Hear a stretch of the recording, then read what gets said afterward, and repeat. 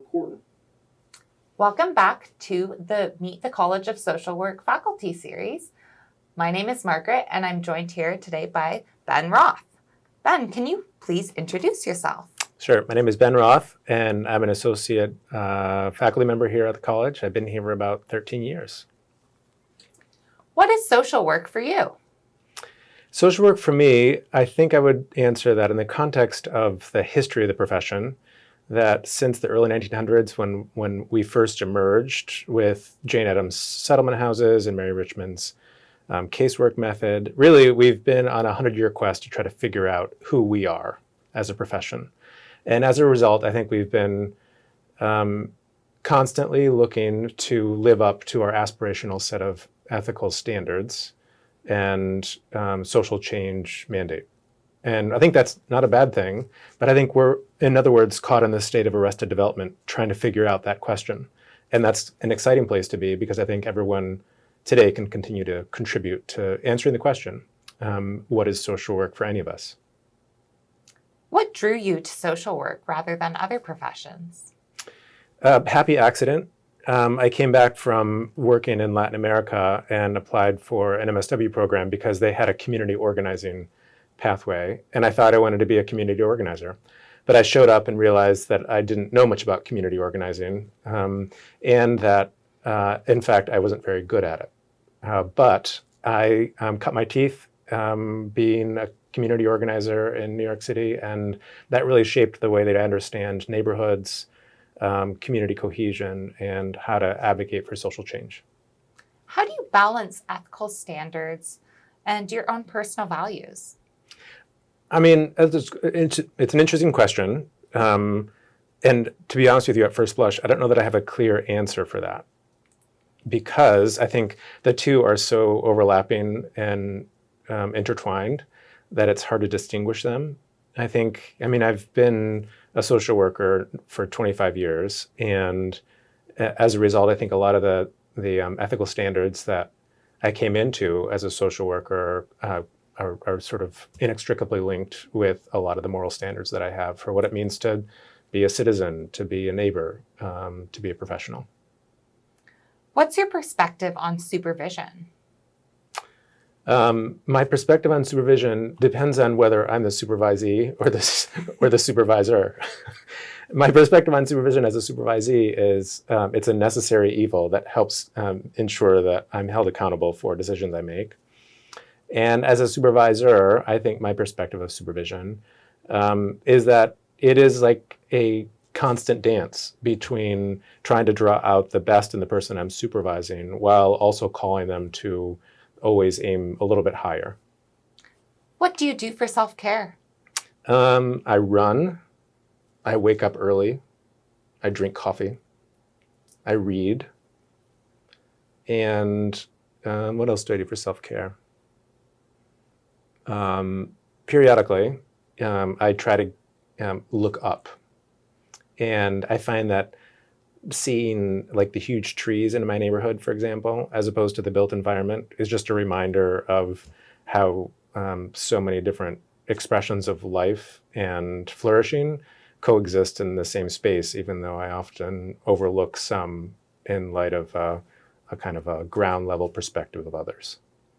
This week in Social Work 201, we're talking about international social work.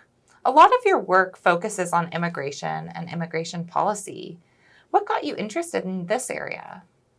Living in Latin America, I would say maybe the most salient start point for me was when we were doing human rights work in Honduras. We lived there for about a year, and we were in a small fishing village, and I was working, teaching high school to adolescent youth, and a number of them talked about perceptions of migrating to the United States.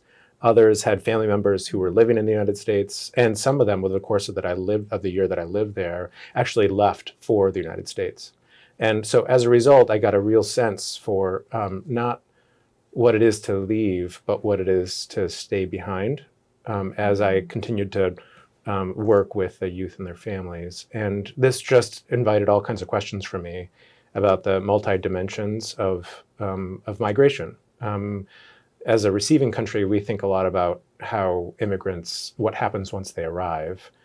and the various ways that immigrants contribute and the obstacles that some encounter to finding their way here. And we read maybe in the papers about dramatic experiences that people have en route to a receiving country. But this work really started me more at the community level in sending countries, and invited me just to think in different ways, at least for me at that time, about what migration is and how it has these systems level impacts on individuals, families, communities. You've done research in other countries like Colombia. What did you learn there that helps you understand social work in different parts of the world? So yes, I've done some research in the country of Colombia, and it was following the multiple years of displacement of Venezuelan nationals to neighboring Colombia. And Colombia then was receiving hundreds of thousands of Venezuelans, and I was working to better understand how local organizations were integrating Venezuelans who really were arriving without work, without much of any expectation to be able to return to a country that was politically and socially crumbling behind them. And I think working with social workers there in the country of Colombia felt so familiar because of the conversations that I've had with social immigrant serving social workers here in the United States. So I think it, on the one hand, just spoke to the universality of what migration looks like from one country to the next. There are so many things that are shared in common, and the role of social workers to mediate between some of the most vulnerable immigrant communities and mainstream institutions that may not be structured in any way to be accommodating to immigrants.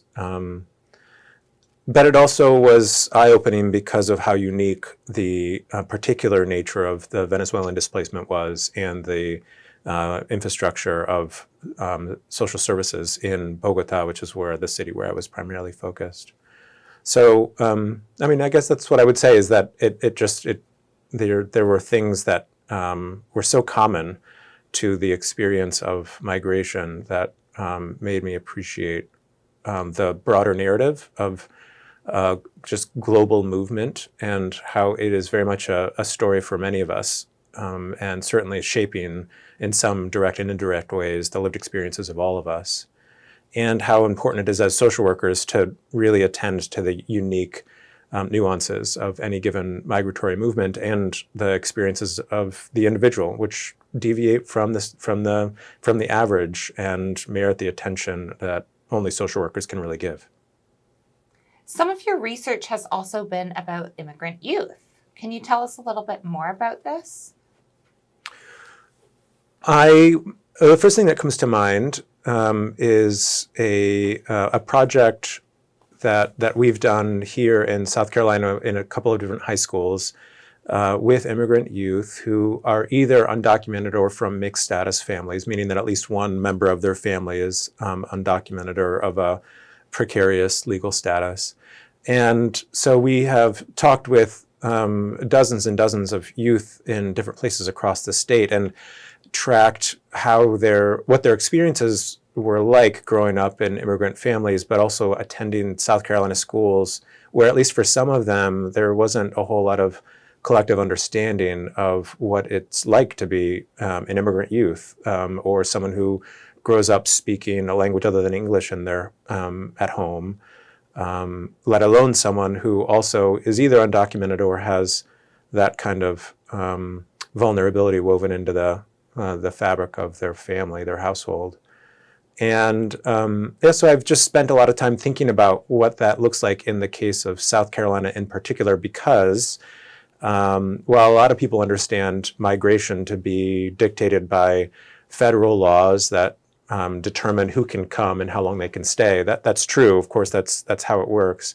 There are also state level laws enacted by legislatures, and even by at more small local levels of geography, by school districts and counties, that have implications for what it means to be an immigrant in any of these counties or places. And so I think that's one thing that I've been really thinking a lot about, is what it's like to be an immigrant youth in South Carolina, because as a state, we have, believe it or not, some of the most anti-immigrant legislation of any state in the country, which means that if you grew up in a mixed status household, living in South Carolina further complicates and makes even more tenuous a series of decisions that any kid has to make about growing up, figuring out who he is or who she is, and making decisions about what comes next. Why do you think it's important for social work students to learn about social issues in other countries, and even if they plan to be here in South Carolina? That's a great question. And in fact, one provocative way to answer that is I don't think it's important for them to learn about other countries, although I think it is helpful and good. As a migration scholar, what I want to say, and here's my provocative twist, is that they don't have to leave the country to get the kind of exposure to these aspects of difference that are right in front of them. For a lot of us, we live in communities that have a really multicultural set of expressions that we may not even see because we may not in our social network have connections to immigrant communities or their immigrant serving organizations or immigrant-led churches, for example, all of which are scattered throughout the state of South Carolina. But that connecting in genuine and meaningful ways with individuals in these institutions, I think, can challenge the way that any of us as social workers understands who we are as a collective. And so I think that's important because it broadens the scope of what we understand the profession of social work to have as a set of priorities in terms of attending to the needs in front of us. But it also expands like a collective expression of what it means to be part of this project called America. And I think that's a really good thing for social workers to be part of and to lead to help develop and foster among neighbors and colleagues and friends. Thank you for joining me today. Do you have anything else to add? No, thanks for inviting me. And it's great that this is happening for 201. Good luck, everybody. Go get them.